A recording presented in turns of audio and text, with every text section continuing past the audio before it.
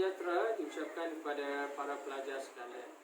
Jadi pada hari ini cikgu akan mengajarkan kamu tentang penjodoh bilangan. Penjodoh bilangan. Kita akan belajar penjodoh bilangan. Okey, apa tu penjodoh bilangan? Penjodoh bilangan ialah kata yang digunakan untuk membilang benda, binatang, orang, tempat dan sebagainya. Ya. Saya ulang ya, kata penjodoh bilangan ialah kata yang digunakan untuk membilang benda, binatang, orang, tempat dan sebagainya. Okey. Baik. Kata penjodoh bilangan digunakan bersama-sama kata bilangan. Ya, penjodoh bilangan digunakan bersama-sama kata bilangan. Ya. Kalau dalam ayat tu dia digunakan bersama kata bilangan. Okey. Apa yang kita nak belajar hari ini? Apa penjodoh bilangan kita nak belajar hari ini? Hari ini cikgu cuma nak ajarkan kamu 5 penjodoh bilangan. Ya, 5 penjodoh bilangan. Okey. Apa penjodoh bilangan yang pertama? Yang pertama kita nak belajar penjodoh bilangan batang. Ya, penjodoh bilangan batang. Okay. Penjodoh bilangan batang digunakan untuk benda yang panjang dan lurus. Ya, penjodoh bilangan batang digunakan untuk benda yang panjang dan lurus. Contoh. Ya, contoh. Okey. Di tangan cikgu ada kayu. Okey, kayu. Ya. Jadi penjodoh bilangan yang digunakan untuk kayu ialah batang. Ha? Ada berapa batang kayu pada tangan cikgu? 1. Jadi sebatang kayu. Sebatang kayu. Contoh ayat. Cikgu memegang sebatang kayu. Boleh ya? Cikgu memegang sebatang kayu. Jadi, apa benda lain yang menggunakan penjodoh bilangan batang? Ya, betul. Ya. Benda lain yang menggunakan penjodoh bilangan batang ialah pensel warna. Pensel warna. Pada tangan cikgu ada berapa batang pensel warna? 1. Sebatang pensel warna. Sebatang pensel warna. Ya. Okey, baik. Seterusnya, juga menggunakan penjodoh bilangan batang. Ya, ada berapa batang pen? Sebatang pen. Sebatang pen. Okey, lagi. Cikgu bagi contoh lagi. Ini apa? Serai. Serai. Ada berapa batang serai pada tangan cikgu? 1. Dan sebatang serai.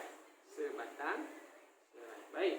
Saya harap kamu dapat ya penjodoh bilangan, faham ya tentang penjodoh bilangan batang. Okay, baik. Seterusnya kita pergi kepada penjodoh bilangan yang kedua. Penjodoh bilangan yang kedua ialah kaki. Kaki ya. Kaki digunakan untuk benda yang bertangkai. Kaki digunakan untuk benda yang bertangkai. Apa benda yang bertangkai tu? Contohnya, ini cikgu tunjukkan. Pada tangan cikgu ada gambar cendawan. Gambar cendawan. Ya, dia bertangkai kan? Nampak bertangkai.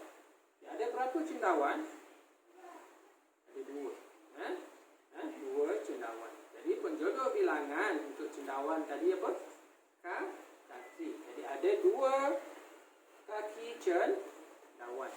Ada 2 kaki cendawan.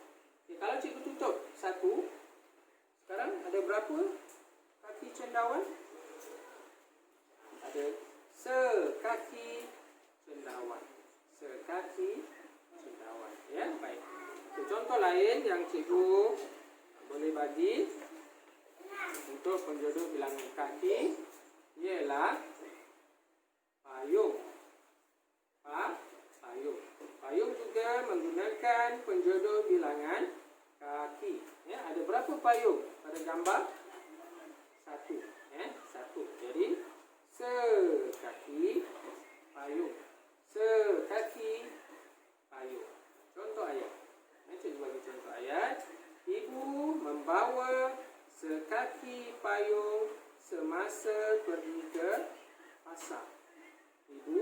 membawa sekaki payung semasa pergi ke pasar.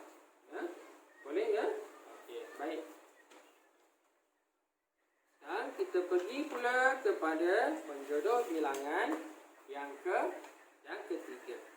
Okay, apa penjodoh bilangan yang ketiga yang kita nak belajar hari ini?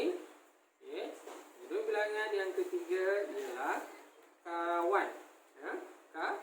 Kawan.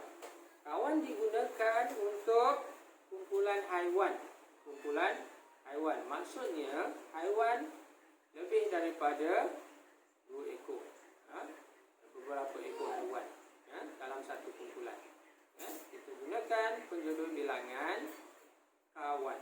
Contohnya, lihat gambar. Ini gambar burung. Ada berapa ekor burung dekat sini? Dekat gambar ni ada 4 ekor burung. Jadi keseluruhan ni 4 ekor burung ni kita boleh gunakan penjodoh bilangan kawan. Kawan, satu kumpulan burung lah. 4 ekor kan. Jadi penjodoh bilangan kawan. Penjodoh bilangannya ialah kawan. Okey. Ada berapa kawan burung kat sini? Ada 1. Satu kan. Jadi sekawan burung. Sekawan burung. Kalau cikgu tutup 3 ekor ni, cikgu tutup. Sekarang ada berapa burung? Ada 1 kan. Jadi penjodoh seekor. Tapi kalau banyak macam ni dalam gambar, jadi sekawan burung. Contohnya, contoh ayat. Di atas dahan itu ada sekawan burung. Di atas dahan itu ada sekawan burung. Boleh ya? Okey, baik. Cikgu bagi contoh lain, contoh haiwan lain yang boleh menggunakan penjodoh bilangan kawan ya. Okey, dekat gambar sini, gambar lembu. Ada berapa ekor lembu di sini? 5 ekor lembu. Ini satu kumpulan lembu lah. Okey.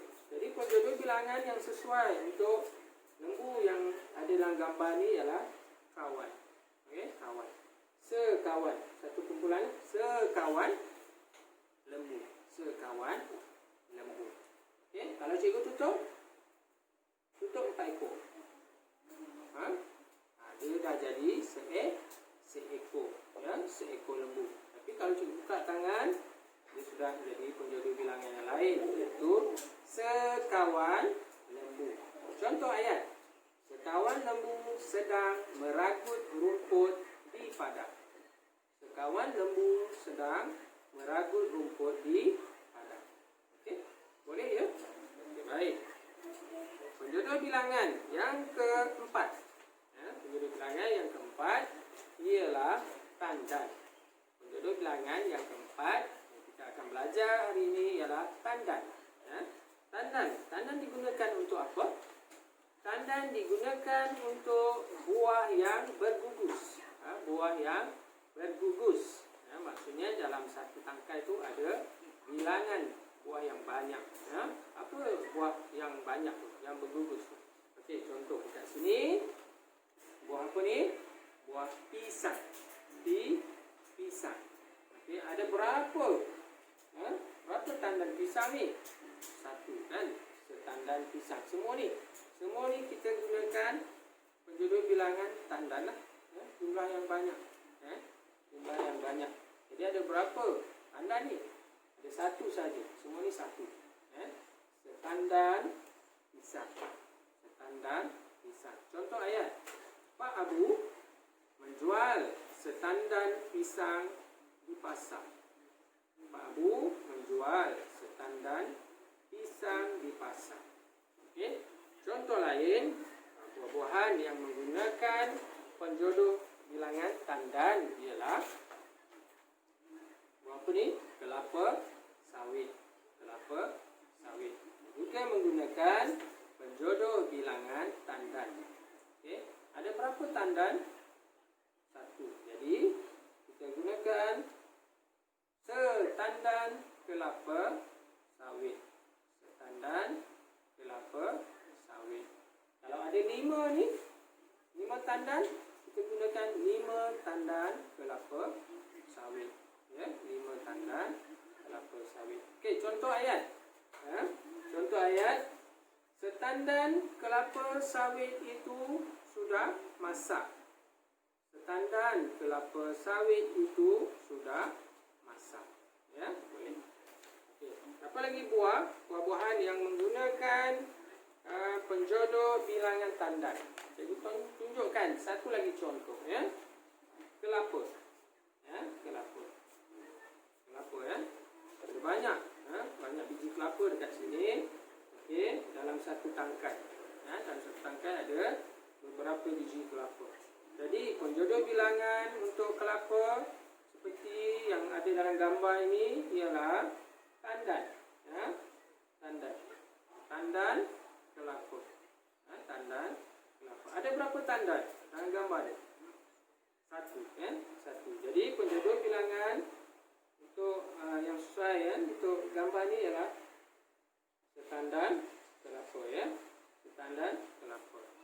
Faham, ya? Setandan kelapa. Baik. Dan yang terakhir untuk kita belajar pada hari ini tentang penjodoh bilangan ialah rumpun. Rumpun. Rumpun ni apa pula? Penjodoh bilangan untuk apa? Rumpun ni ialah penjodoh bilangan untuk tumbuhan yang tumbuh secara berkumpul. Tumbuhan yang tumbuh secara berkumpul. Apa tu berkumpul? Secara banyak. Apa tumbuhan yang tumbuh secara banyak? Ya. Okay, dekat sini cikgu tunjukkan gambar lah supaya kamu faham, kan? Okey, ini gambar pokok apa ni? Pokok buluh, ya. Pokok buluh. Pokok buluh dia tumbuh secara berkumpul lah, banyak. Ya, jadi penjodoh bilangan untuk buluh, ya, untuk pokok buluh ini ialah rumpun. Rumpun. Ada berapa rumpun? Satu. Jadi serumpun buluh. Serumpun buluh. Contoh ayat. Di halaman rumah saya ada serumpun buluh. Satu lagi tumbuhan yang menggunakan penjodoh bilangan rumpun ialah serai.